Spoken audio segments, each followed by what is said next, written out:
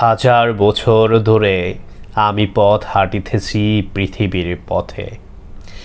সিংহল সমুদ্র থেকে নিশীথের অন্ধকারে মালয় সাগরে অনেক ঘুরেছি আমি।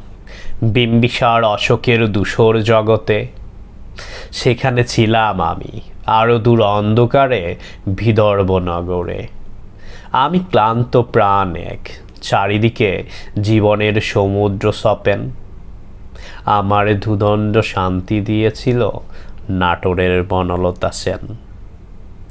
চুলতার কবেকার অন্ধকার বিদিশার নিশা, মুক্তার শ্রাবস্তির কারুকার্য অতিদূর সমুদ্রের পর হাল ভেঙে যে নাবিক হারায়েছে দিশা।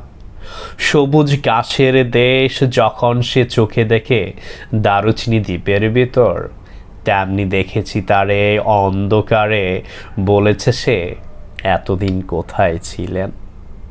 পাখির নীড়ের মতো চোখ তুলে নাটোরের বনলতা সেন।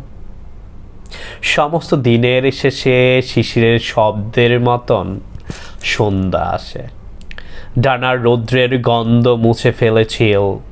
পৃথিবীর সব রং নিভে গেলে পাণ্ডুলিপি করে আয়োজন, তখন গল্পের তরে জোনাকির রঙেই ঝিলমিল। সব পাখি ঘরে আসে, সব নদী পুরায়, এই জীবনের সব লেনদেন।